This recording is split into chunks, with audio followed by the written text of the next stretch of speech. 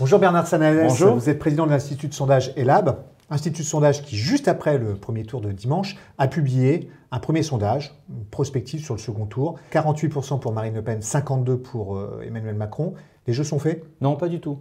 Je crois que le scrutin est très incertain et qu'Emmanuel Macron est un favori, mais favori fragile, voire très fragile, pour plusieurs raisons. D'abord parce que l'écart est faible, vous l'avez dit. Les autres premiers sondages publiés hier vont d'une fourchette entre 52 et 54% par nos confrères. Donc on est autour des marges d'erreur, parfois des marges d'erreur.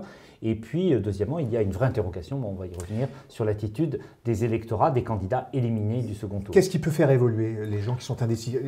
C'est à peu près la même chose tous les 5 ans. Là, il y a près de 20% des gens qui sont décidés vraiment au dernier moment. Il va y avoir le week-end de Pâques qui va être sans doute propice à des discussions en famille. Qu'est-ce qui peut faire pencher la pièce d'un côté ou de l'autre? D'abord, il y a la dynamique de campagne. Les deux candidats, depuis lundi matin, sont en campagne. On voit des images. Ils sont un peu plus calmes aujourd'hui. Mais, voilà, ouais. Mais il y a cette campagne de terrain. C'est un premier point.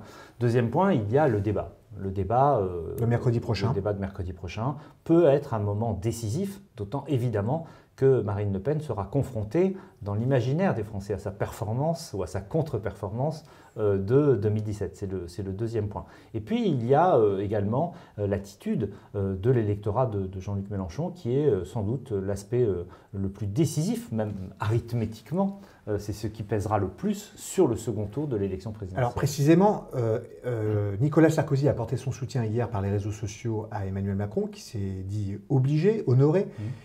Est-ce qu'il peut rassembler de l'électorat de Jean-Luc Mélenchon à celui de la droite? Le soutien de Nicolas Sarkozy, quelle incidence ça peut avoir sur l'électorat de Jean-Luc Mélenchon? Le soutien de Nicolas Sarkozy, d'abord, il arrime encore plus une partie de l'électorat de droite qui soit a déjà choisi Macron au premier tour, soit a voté Valérie Pécresse, mais dit dans les enquêtes qu'elle pourrait aller voter Emmanuel Macron. La zizanie que sème au sein des Républicains le soutien de Nicolas Sarkozy à Emmanuel Macron ne risque pas de semer le doute au sein de l'électorat de droite? Non, je ne crois pas. Je pense que les positions à droite vont être assez figées et que, bien sûr, Nicolas Sarkozy peut bouger quelques points, mais qu'il y aura une majorité relative, en tout cas c'est ce que disent les premières enquêtes, une majorité relative, ça veut dire moins de 50% des électeurs de Valérie Pécresse pour Emmanuel Macron. En tout cas, c'est ce que l'on mesure aujourd'hui. Alors, vous me direz, ce n'est que moins de 5% des voix, l'électorat de Valérie Pécresse. Ça pèse évidemment beaucoup moins que ce que pesait l'électorat de François Fillon. Mais dans un scrutin très incertain, très serré, 1 point, 2 points peuvent faire la différence. On est passé d'un extrême à l'autre. La semaine dernière, pas de campagne du président sortant. Là, on le voit beaucoup, il en fait des tonnes. Hier, à la surprise générale, il est revenu avant-hier, sur les retraites. Est-ce que ça peut séduire l'électorat de gauche, ce geste en faveur d'un électorat qui est effrayé quand même par cette mesure des 65 ans? On voit bien là que les deux candidats essaient de faire deux choses différentes. Pour espérer... alors là, pour le coup, il y a une vraie différence entre les deux sur les retraites. Bien sûr, mais au-delà de la différence de fond, l'objectif de campagne est très différent. Pour l'emporter, Marine Le Pen doit rassembler les colères. Pour ne pas perdre, Emmanuel Macron doit apaiser les colères.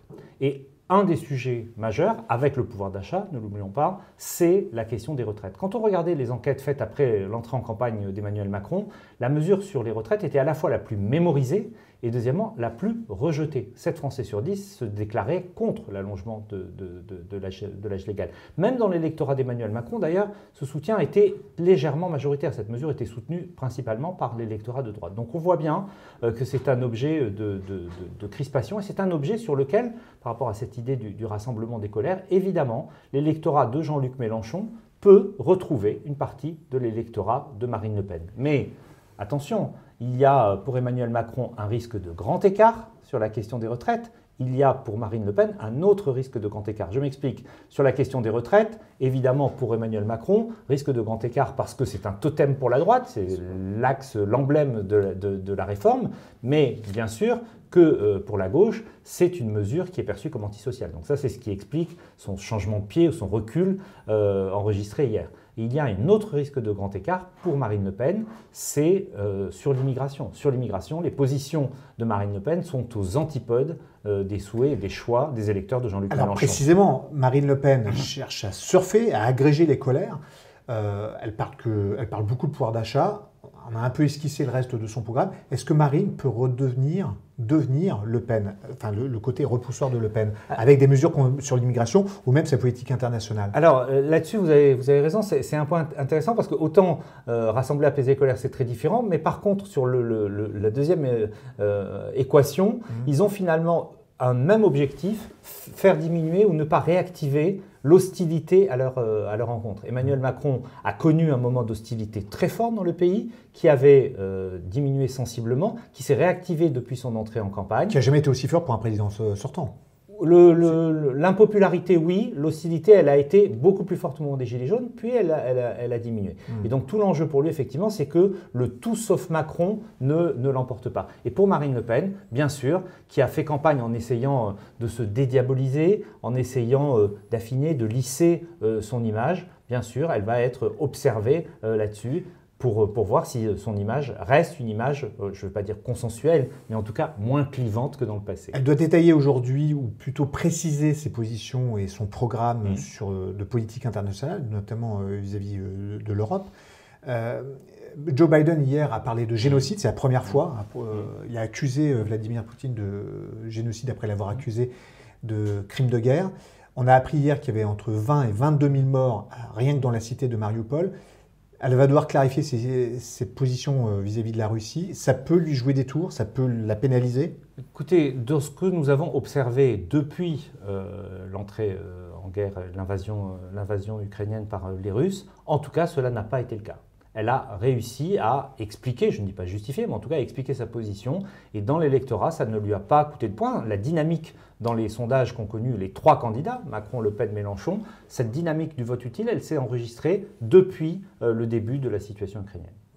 Dernière question, est-ce qu'elle marque des points ou est-ce qu'elle a raison lorsqu'elle se démarque d'Éric Zemmour en refusant, en disant « il ne sera pas dans mon gouvernement ». Ça joue en sa faveur? Alors elle fait un pari. Ce pari, c'est un peu celui des sondages qui dit qu'aujourd'hui, 90% des électeurs d'Éric Zemmour voteraient pour Marine Le Pen. Mais elle a un enjeu important, c'est de montrer sa capacité à gouverner à la fois elle, ce sera l'enjeu du débat, mais aussi de montrer qu'elle n'est pas seule. Et là-dessus, bien sûr, les soutiens d'Éric Zemmour auraient pu lui apporter une partie de cette crédibilité, une partie de cette équipe. On va voir dans les prochains jours comment elle met en scène cette équipe. C'est un élément qui, dans les derniers moments de la campagne, est souvent important aux yeux des Français. Merci Bernard Sananès. Merci.